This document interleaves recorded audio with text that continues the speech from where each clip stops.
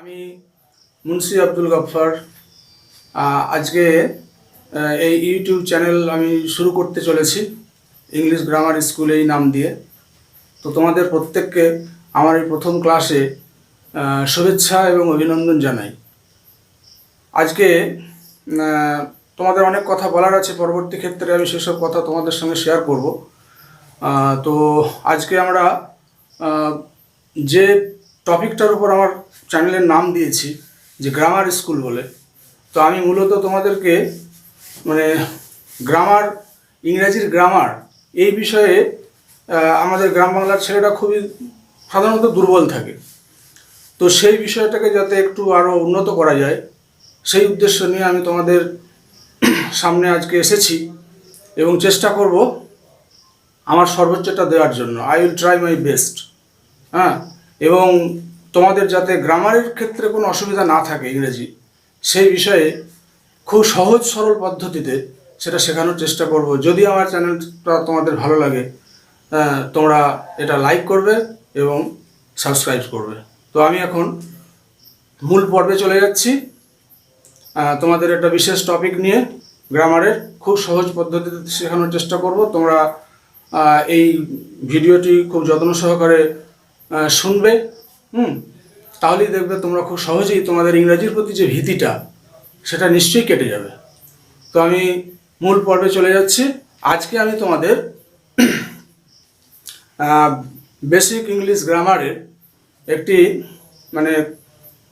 মানে খুব সুন্দর একটি টপিক নিয়ে আলোচনা করব, যেটা সাধারণত আমাদের গ্রাম বাংলার ছেলেটা খুবই দুর্বল থাকে। তো সেই বিষয়টির নাম হচ্ছে ডু ভার্বের ব্যবহার। এই ডু ভার্বের ব্যবহার নিয়ে আমি তোমাদের কাছে আজকে সংক্ষিপ্ত আলোচনা করব। তোমরা খুব সুন্দরভাবে এটাকে শুনবে এবং দেখবে। তো let's start.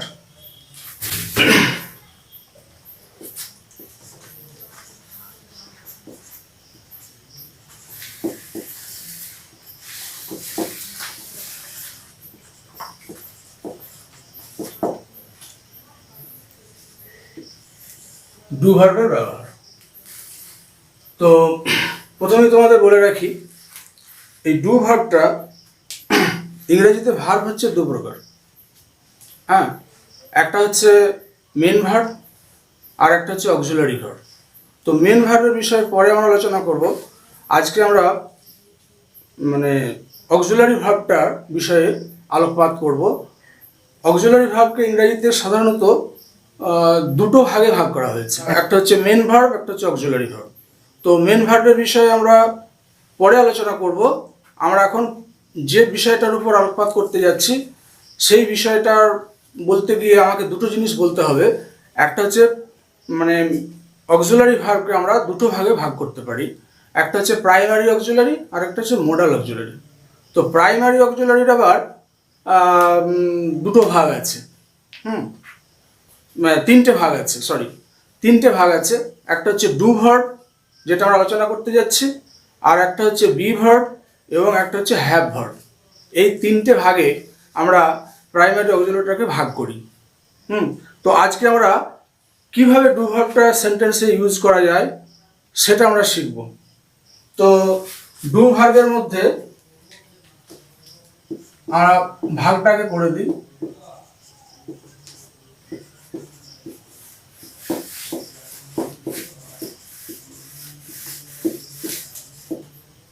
Primary auxiliary verb এটাকে আমরা তিনটে ভাগে ভাগ করছি।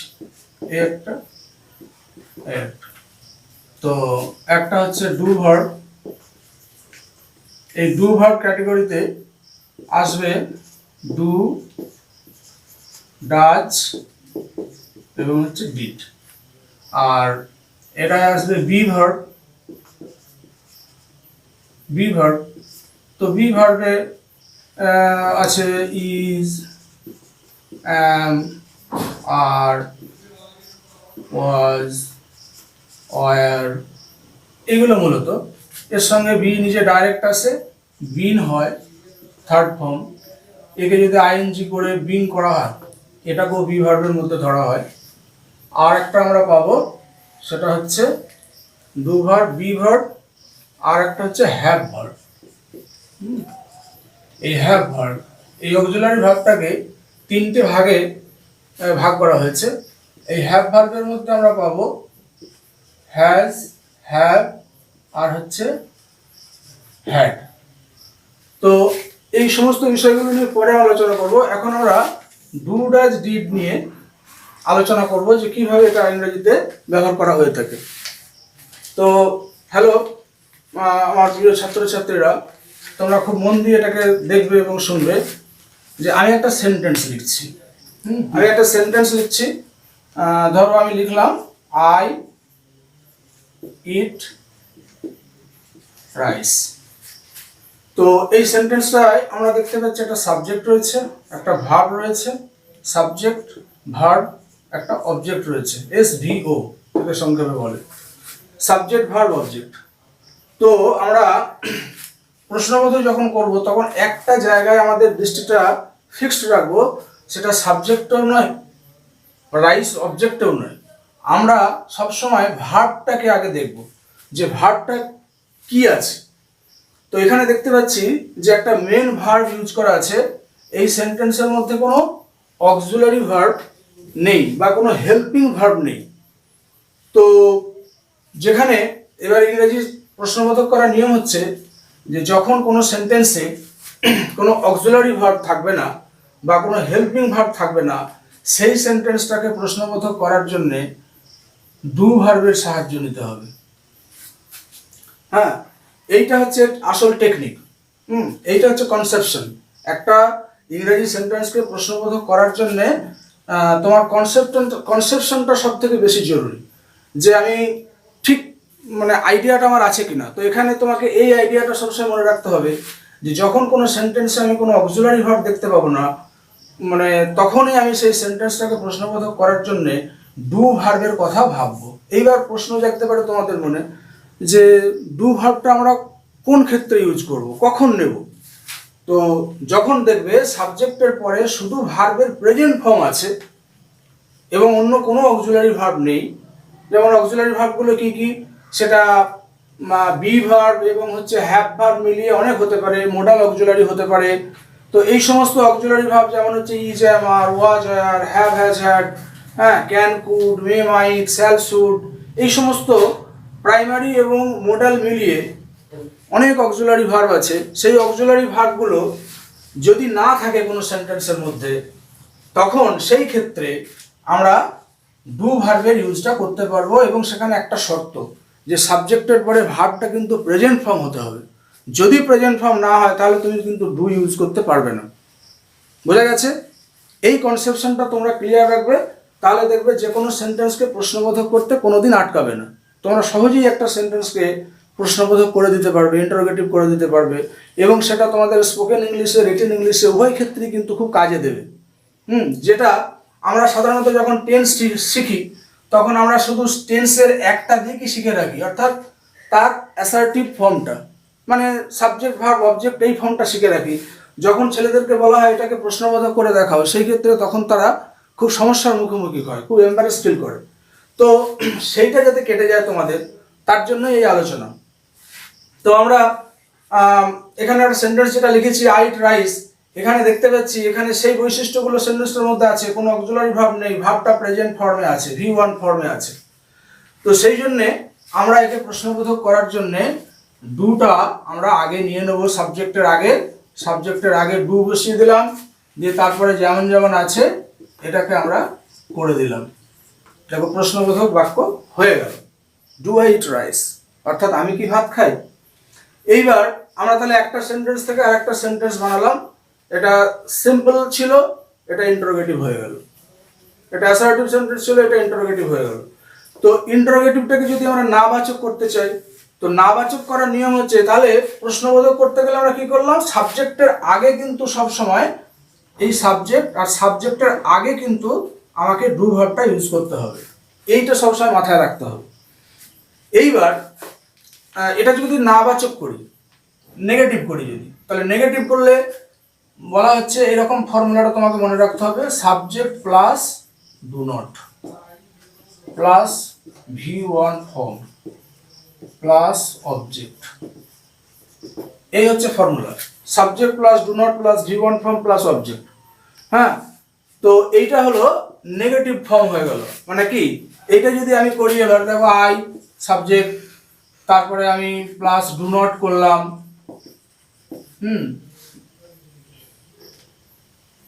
ডু নট করলাম, দিয়ে প্লাস এখানে কি আছে ইট ভি ওয়ান ফর্ম সূত্রে বসিয়ে দিলাম, অবজেক্ট কি আছে রাইস, তো রাইস রাইস করলাম, তাহলে এটা নেগেটিভ হয়ে গেল। দেখো তাহলে I do not eat rice, অর্থাৎ আমি ভাত খাই না।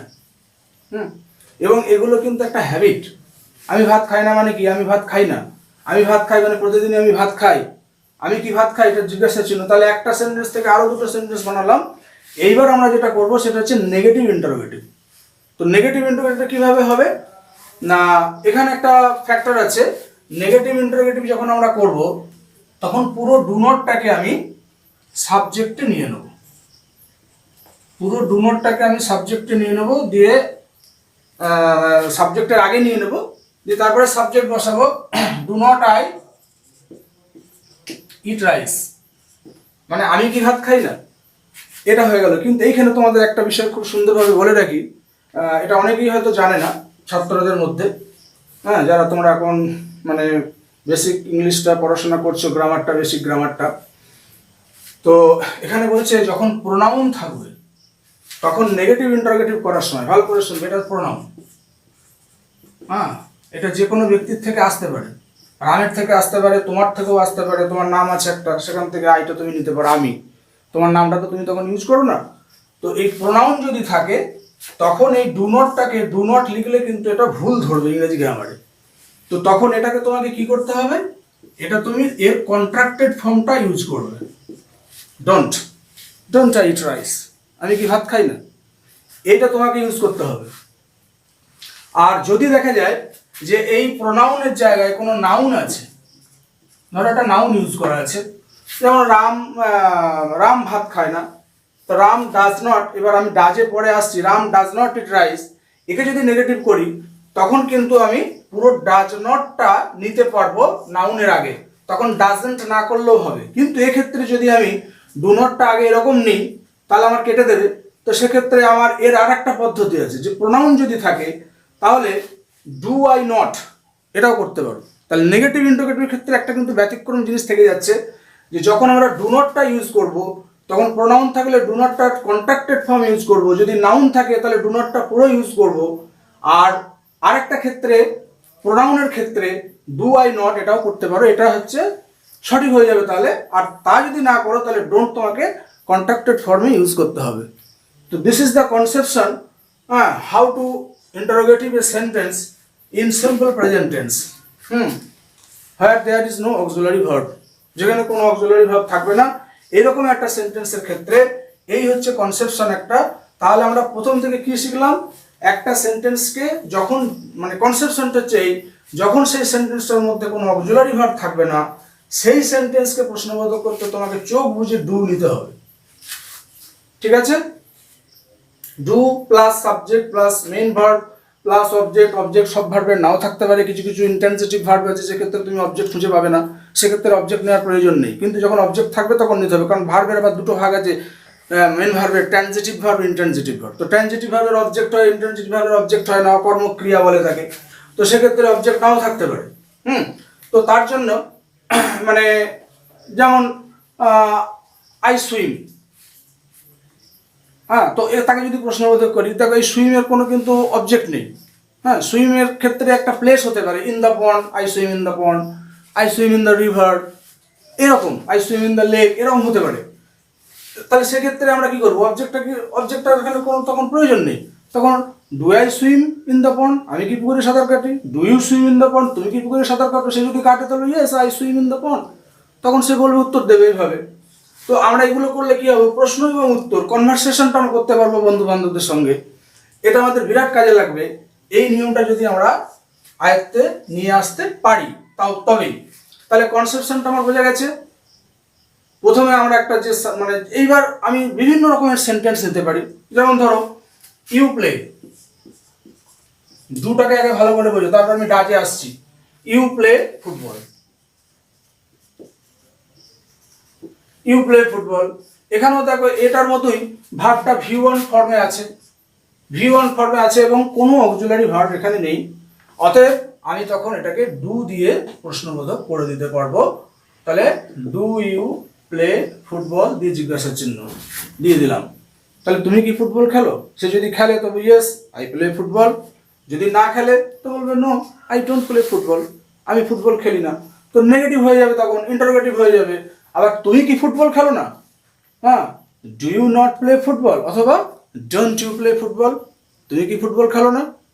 এখানে যেহেতু প্রোনাউন আছে সেই জন্য দুরকম করে তুমি করতে পারবে। তো এই হচ্ছে কনসেপশন ডু দিয়ে প্রশ্নবোধক করার। আশা করি তোমরা এই কনসেপশনটা বুঝতে পেরেছ। এইবার এর আর একটা পার্ট আছে, সেই পার্টটা হচ্ছে ডাজ। ডু এর পরিবর্তে ডাজ কখন কখন ইউজ হয়। তো হ্যালো ভিউয়ার্স, তোমাদেরকে এই পার্টটা বুঝতে গেলে একটা জিনিস সবসময় মাথায় রাখতে হবে, যে ভার্বটা আছে তারপরে এস বা ইএস যোগ আছে নাকি এটা দেখে নিতে হবে। যদি তুমি দেখো যে ভার্বের পরে এস বা ইএস যোগ আছে, তাহলে অবশ্যই তোমাকে এই ডাজটা ইউজ করতে হবে। আর ডাজের একটা শর্ত আছে, ডাজ একটা শর্ত আছে। ডাজ বলবে ভাই আমি তোমার সেন্টেন্সটাকে প্রশ্নবোধক করতে হেল্প করতে পারি, একটা শর্ত আছে আমার। কি শর্ত ভাই?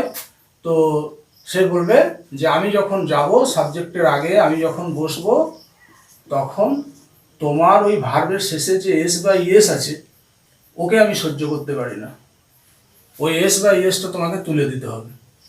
তো তুমি তার শর্তটা মেনে নেবে, তাহলে তোমার কিন্তু আর কোনো সমস্যা থাকবে না। তাহলে does plus subject plus verb কিন্তু এইখানে তখন হয়ে যাবে কি উইদাউট এস বা ইএস।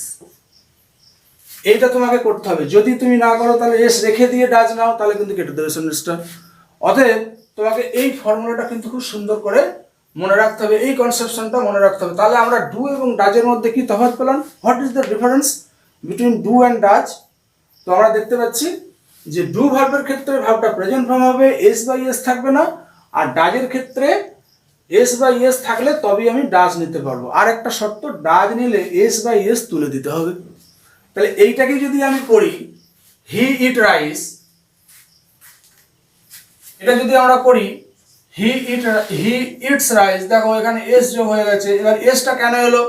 যখনই দেখবে subject third person singular number হবে, একটা সাবজেক্টের মধ্যে যখন দুটো গুণ থাকবে, সেই দুটো গুণ হচ্ছে একটা থেকে থার্ড পারসন হতে হবে। এবার থার্ড পারসন হলে হবে না, সেটা সিঙ্গুলার নাম্বারও হতে হবে। থার্ড পারসন দুরকম হতে পারে, সিঙ্গুলারও হতে পারে, প্লুরালও হতে পারে। তো থার্ড পারসন এবং সিঙ্গুলার নাম্বার এই দুটো গুণ যদি কোনো সাবজেক্টের মধ্যে থাকে, তাহলে অবশ্যই যখন আমরা সিম্পল প্রেজেন্ট টেন্স করি সেখানে কিন্তু অবশ্যই এস বা ইএস যোগ করতে হবে। তো এখানে আমরা দেখতে পাচ্ছি যে ভার্বের প্রেজেন্ট ফর্ম রয়েছে এবং তার সঙ্গে কিন্তু আমরা দেখতে পাচ্ছি এস যোগ রয়েছে এখানে। তো এইটা আমরা পেয়ে যাচ্ছি। অতএব আমার একে প্রশ্নবোধক করার জন্য কিন্তু আর ডু নিলে হবে না, তখন এটাকে প্রশ্নবোধক করার জন্য আমাকে ডাজ দিয়ে প্রশ্নবোধক করতে হবে। তাহলে আমরা কি করব? ডাজ হি ইট রাইস দিয়ে জিজ্ঞাসা চিহ্ন দিয়ে দিলাম। এবার এটারও আরো বাকি যে ওখানে চারটে দেখিয়েছিলাম, এখানেও দেখো এখান থেকে চারটে হবে, দুটো হয়ে গেছে অলরেডি। এবার এটাকে আমরা যদি নেগেটিভ করি, তাহলে নেগেটিভ করলে এটা হচ্ছে ইন্টারোগেটিভ এটা। আর এটা হচ্ছে নেগেটিভ করলে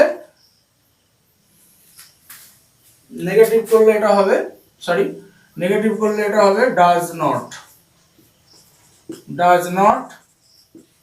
ইট রাইস। তাহলে সে ভাত খায় না। আর একে যদি আমি আবার তাহলে তিনটে করে ফেললাম আমরা। তাহলে সে ভাত খায়, সে কি ভাত খায়? সে ভাত খায় না, এটা করে ফেললাম। তাহলে এখানে ডাজ হচ্ছে। আর একে যদি আমরা, যেহেতু প্রোনাউন আছে আমি কন্ট্রাক্টেড ফর্মটাই নিলাম, ডাজন্ট হি ইট রাইস, সে কি ভাত খায় না। তাহলে এইগুলো আমরা আজকে যেটা করলাম, তাহলে এই ধরনের যে প্রশ্নবোধক বাক্য তৈরি করলাম, এইগুলোকে আবার এর আবার ক্লাসিফিকেশন আছে না, কিরকম না, এই যে প্রশ্নবোধক বাক্য তৈরি করলাম এইগুলোকে বলে সিম্পল ইন্টারোগেটিভ। মানে এর উত্তর সবসময়, সিম্পল ইন্টারোগেটিভের উত্তর সবসময় ইয়েস অর নো দিয়ে দেওয়া যায়, ইয়েস অথবা নো দ্বারা দেওয়া যায়। তাহলে বোঝা যাচ্ছে আরও ইন্টারোগেশনসের ভাগ আছে। তাহলে সেটাকে কি বলে? সেটাকে বলে ডব্লিউএইচ ইন্টারোগেটিভ। তার উত্তর তখন কিন্তু ইয়েস অর নো দিয়ে দেওয়া যাবে না, সেটা তোমাকে যুক্তি দেখাতে হবে, তার লজিক দেখাতে হবে তার উত্তর দিতে গেলে। তো যাই হোক, আমরা সেই প্রসঙ্গে পরের ক্লাসে আর আলোচনা করব। হ্যাঁ, আজকে আমরা নিশ্চয়ই এই টপিকটা সুন্দরভাবে বুঝতে পেরেছি। তো হ্যালো ভিউয়ার্স, আমার প্রিয় ছাত্রছাত্রীরা, যদি তোমরা এই টপিকটা মানে বুঝতে পারো ভালোভাবে, তাহলে আমি খুবই আনন্দিত হব এবং আশা করি তোমরা ইংরাজি নিয়ে খুব সুন্দর করে প্র্যাকটিস করবে। আর একটা জিনিস মনে রাখো, ইংরাজি শিখতে গেলে শুধু কনসেপশন কাছে থাকলেই হবে না, সেটা তোমাদেরকে ডেলি প্র্যাকটিস করতে হবে। তো আমি আশা করব তোমরা বাড়িতে থেকে সুন্দরভাবে এগুলো প্র্যাকটিস করবে, এই জিনিসটা বুঝে নিয়ে পরের ক্লাসে তোমাদের সঙ্গে আবার কথা হবে। ততক্ষণ পর্যন্ত তোমাদেরকে থ্যাংক ইউ, অনেক অনেক ধন্যবাদ।